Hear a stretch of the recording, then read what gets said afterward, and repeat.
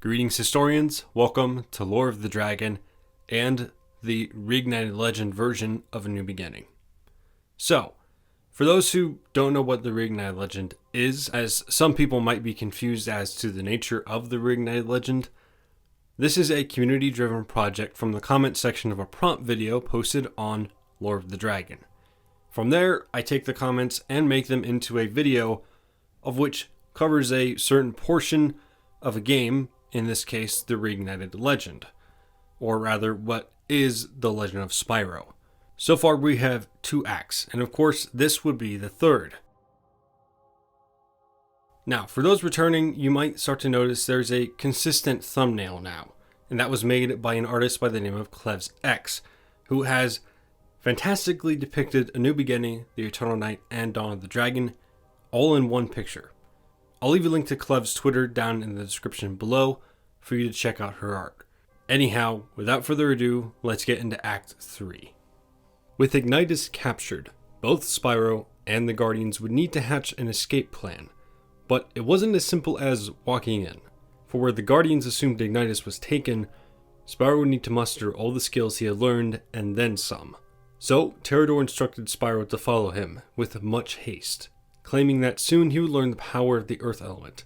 But the path to Earth was different than the last element Spyro had learned. It led to the elements of Earth and Wind.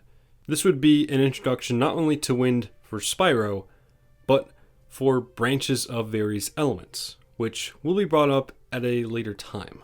Terrador would go on to mention that while many saw Earth and Wind as one and the same, both being a part of nature, few were proficient in the latter, himself included. Truly, Terrador could only tell Spyro how to master the Earth element. But there was a way that he could learn about the Wind element, at least a little bit of it.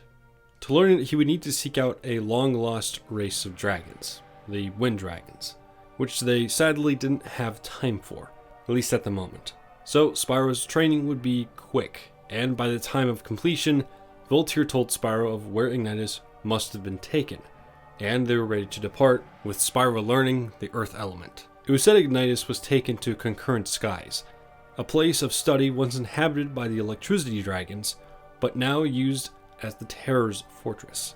The road there was treacherous, and now with storms that formed after the dragon's abandonment of Concurrent Skies, it was assumed impossible for Spyro to attempt a flight directly there, due to his smaller size and inexperience with flying, to which Spyro wasn't quite amused. So an alternate path was made, one that would land him just outside of the storm.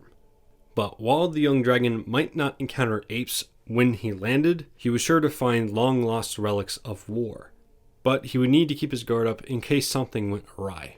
Voltaire, in addition, said that he would travel to Concurrent Skies to help Spyro, while the other Guardians kept watch over the temple. But the Electricity Guardian would take another path to Concurrent Skies, using a secret entrance of which he told the location of to Spyro, one that Spyro couldn't quite land at and would have to approach by walking. Once they got to this path, it would lead them directly into Concurrent Skies, but Spyro's path would lead him to an entirely new area for the Legend of Spyro, a battlefield from the Inter-Isle Wars. As Spyro and Sparks traversed through the skies, they saw craters, destroyed machinery, and ruined Earth. When they landed, the devastation was that much clearer. Armor and skeletons would litter the empty fields, branchless trees stretching to the sky. Dust rolled over the land, blocking Spyro's sight from reaching too far. In the dust, however, emanated the sounds of swords clashing, battle cries, and catapults firing.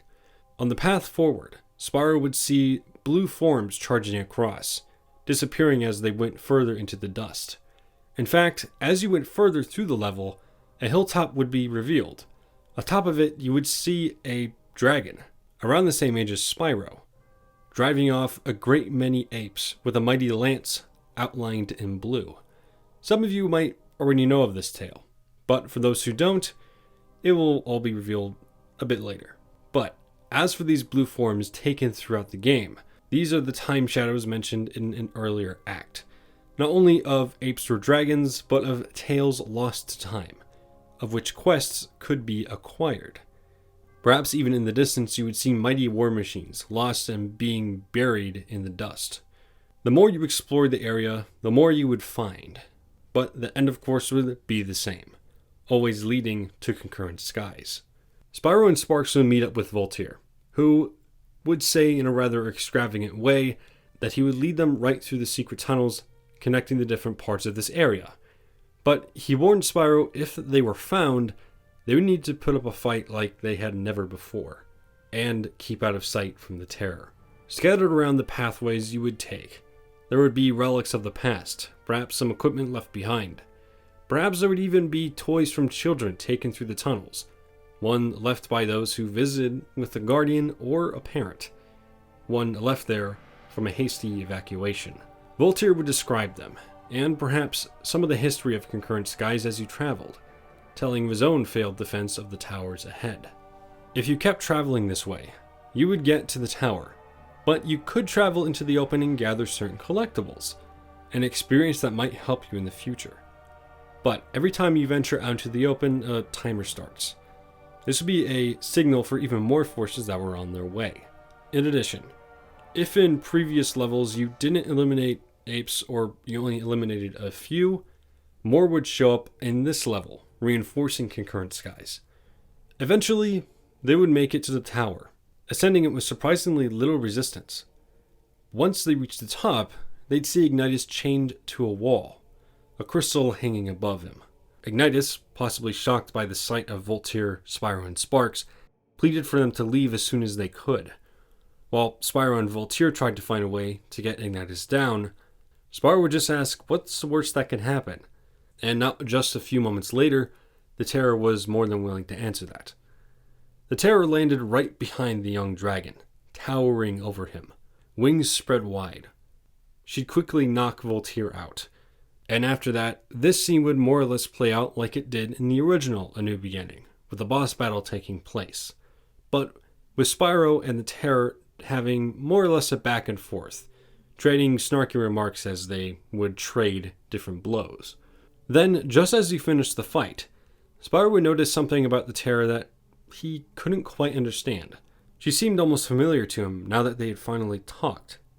Like there was something familiar within her, something or someone he knew, all from those snarky remarks that he heard.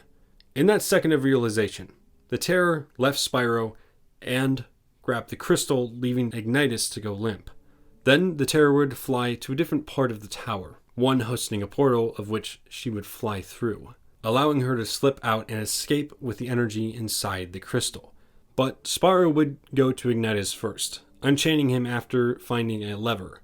While Ignitus was weak, he muttered to Spyro to follow the Terror and stop her from releasing the Dark Master's essence from convexity. While Spyro wanted to ask further about what Ignitus even meant, he fell unconscious, leaving the purple dragon with only two choices: flee or go after the Terror. And, as the game would go, he would chase after the Terror.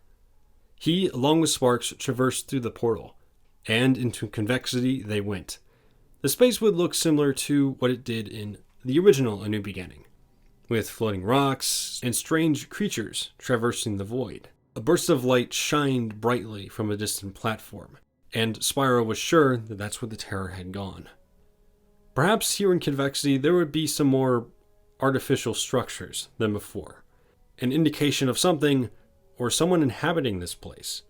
Far-flung stone would be scattered across the void, pieces of long-lost buildings cast away forever, all seemingly to block away something ancient. It could be that these different structures contain scrolls pertaining to its prisoner, references to the world at the time, and maybe more. Even more collectibles would be scattered around, including Warden armor, something that you could equip for the battle ahead. But alas, Spyro would find himself watching as the Terror placed the crystal near what seemed to be a container. It held a beam of light, dark purple in color, one that seemed to suck away at the energy within the crystal the Terror had gifted it. But moments after, she noticed the purple dragon approaching, facing him in mere seconds. The Terror would stand ready, defending the structure behind her at seemingly all costs, while Spyro and Sparks readied whatever they had at their command. The Dragoness would say generally the same thing that she did in the original, commenting on the persistence of Spyro, but then calling him out by name. Spyro would look at her, confused as to why she knew his name, as far as he knew, his name had never been spoken around her, just that he was the purple dragon. The terror also seemed to pause, as if thinking over something she said, but her thought was quickly cut off by Spyro declaring that he'd defeat her before anything came of her efforts. Soon after, the battle would commence. In this revised boss fight, there would be more than simply just annihilating her with all of your elements, but rather, she used the environment and her elements to her advantage. As you dwindle her health, she'd start to use poison and shadow fire to block off parts of the platform, while later in the fight, she'd drag you down through the shadows, where you'd have to navigate an alternate level. Wind would blow Spyro back from time to time, perhaps prompting Spyro to mutter to himself that this terror seemed oddly familiar. The snarky remarks, knowing his name, and the wind element all seemed too familiar. But like in the original, Spyro would eventually bring the terror to her knees. Though she would get up once again, and as Spyro prepared for what was to come, he started to feel a new power manifest. A purple glow would envelop him, and he felt a power in him beyond what he thought was possible. This would be the final push needed to defeat Spyro's foe. But as he kept up the attack, plumes of dark magic would begin to blow away from the terror, and she would begin to shrink, seeming to become younger with each blow. These different blows would only be a taste of what is to come for Aether, but for now you would have Aether strikes with your talons, and perhaps an energy beam, and maybe some sort of shockwave. However, eventually the terror, after all of these attacks, would become little more than a dragoness around the same size as Spyro, knocked out cold by the relentless attacks of the purple dragon. Though before Spyro could even react, the very thing that the terror was guarding now turned into a vortex, much like in the original A New Beginning. In general, their escape would be somewhat the same as the original also, with a deep, menacing voice echoing through convexity as they made their exit, one that perhaps was speaking in an ancient tongue. But before you got back to the Dragon Temple, you'd have to traverse the final level, a pathway in the swamp. Both Spyro and the former terror would wake, finding themselves facing off against each other in a defensive stance. But Spyro would make some remark about how the terror better be ready for more, to which her expression didn't really change. Her markings would still be across her body, as well as her black and crimson scales, but she didn't attack. Rather, she just stood there, waiting for Spyro to make any sort of move. However, Wildlife had come up behind Spyro, surprise attacking the purple dragon. With one swipe of her talons, the terror ended the threat, and turned to look at Spyro. While Spyro was hit, he got up and brushed it off. The dragoness said that they might not be far from the temple, and that she'd scout ahead in case there was anything else at the side of the snack on the purple dragon. Spyro would try his best to keep up, to make sure that the terror didn't escape. But it wasn't just for the fact of who she was, but that she seemed familiar, and he couldn't quite understand why. This was something Spyro had to know, so they traversed through the swamp, the two dragons chattering a bit, and Spyro perhaps finding the odd collectible here and there if you explored. But Spyro, the Terror, and Sparks made it to the Dragon Temple, where a similar scene to what played out in the original New Beginning would happen.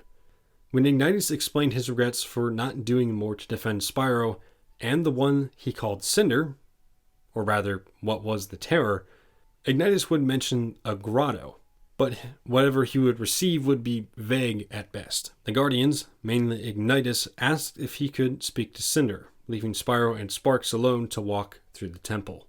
From this point, there is a multitude of things that you can do. You've beaten the main story, but that's not quite the end of the game.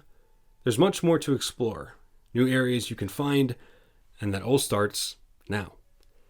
Whatever lay behind the blocked off path from before beckoned to Spyro if he approached it, and with the earth element at his command, he could now burst through the rubble, blocking his path. It led down a stairway, boulders almost blocking the path down, but not enough to stop Spyro. As he stepped closer, whispers started to echo through the walls, emanating from a large, ruined room. Eggshells would litter the ground of all sorts of colors. all except for purple.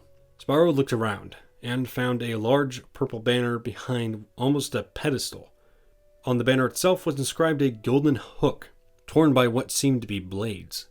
But as Spyro continued to look around, ghosts started to appear from out of the shelves, beginning to chase the purple dragon with haste. Howling and moaning would emanate from them. They would overwhelm Spyro, driving him to leave that place, and swiftly back up the stairway, where the ghosts seemed to not be able to reach.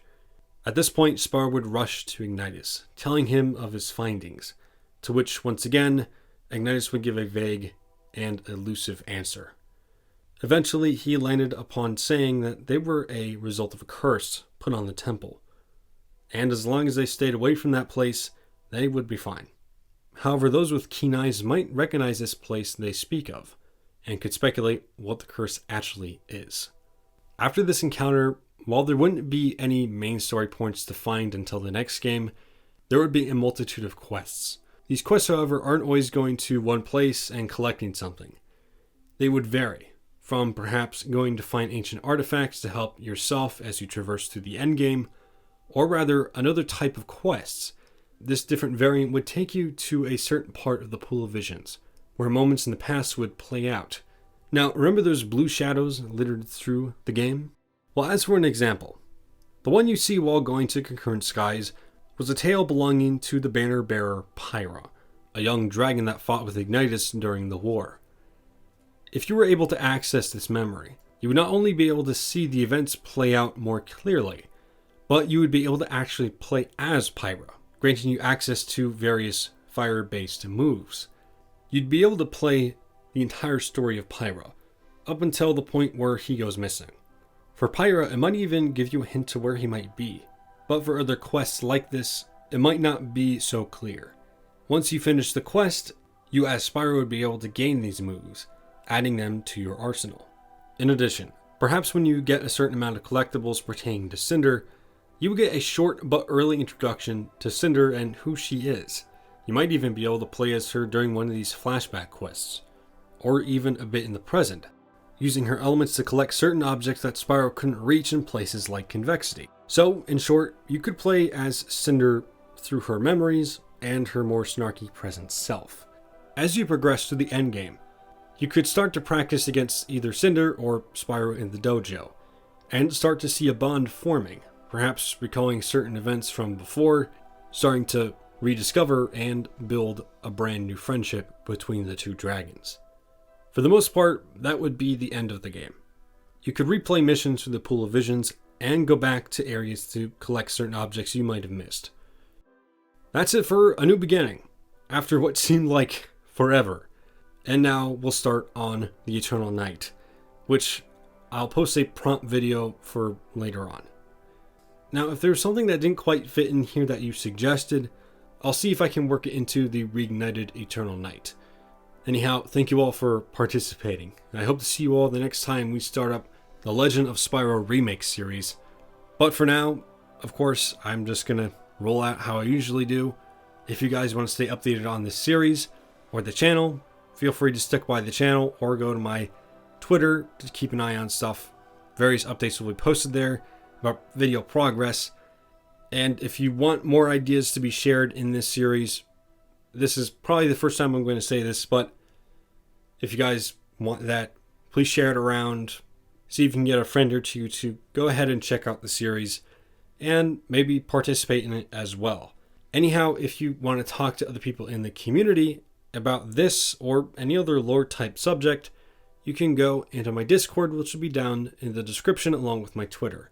But anyway, that is going to be it again. I'll see you all the next time we talk about a Reignited Legend of Spyro series made by the community.